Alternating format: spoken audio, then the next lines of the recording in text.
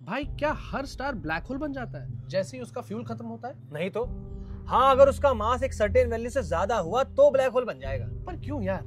चल इसे देख, जब एक स्टार का फ्यूल खत्म हो जाता है तो ये जो आउटवर्ड प्रेशर लग रहा था उसके अगेंस्ट ये ग्रेविटी जीत जाएगी। अरे हाँ यार, इससे तो एक स्टार कोलैप्स करके ब्लैक होल बन जाएगा। करेक्ट।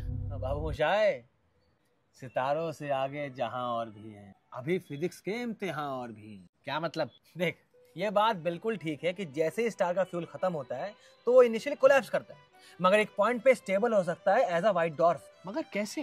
जैसे स्टार कोलैप्स करने लगता है उससे इलेक्ट्रॉन की स्पीड भी बढ़ने लगती है। इससे ऐसी पॉसिबिलिटीज बनती है जिससे एक ही टाइम पे एक ही जगह पर एक से ज्यादा इलेक्ट्रॉन मिल सके, जो कि पॉसिबल ही नहीं है as per poly exclusion principle. और इससे जन्म होगा एक नए प्रेशर का, जिसको कहते हैं इलेक्ट्रॉन डिजेनेरेसी प्रेशर, जिससे स्टार स्टेबलाइज हो सकता है एज अ व्हाइट डॉर्फ। मगर भाई उस हिसाब से तो हर स्टार को एज अ व्हाइट डॉर्फ ही स्टेबलाइज होना चाहिए था। नहीं, व्हाइट डॉर्फ के बनने की लिमिट है।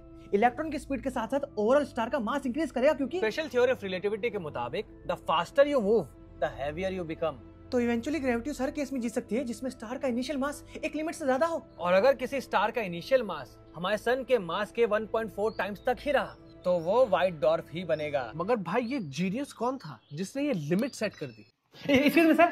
Subramanian Chandrasekhar, sir. You can call me Chandra. Which way to Trinity College, sir? First day in Cambridge. Yes, sir. Down the road to the left, young man. Thank you, sir. और महज 19 साल की उम्र में उन्होंने दुनिया को Chandrashekhar limit दे दी थी। तो अगर एक डाइंग स्टार का इनिशियल मास हमारे सन से 1.4 टाइम से ज्यादा हो तो फिर वो एक ब्लैक होल बन जाएगा? अरे नहीं भाई, इसका जवाब ओपनहाइमर देंगे किसी और वीडियो में। दोस्तों, अगर आपको ये शॉर्ट पसंद आया तो इसी के अराउंड मैंने एक डिटेल डिस्कशन इसी YouTube चैनल पर डाल रखी है, वरना नीचे दिए गए लिंक पर क्लिक करिए। धन्यवाद। जय हिंद।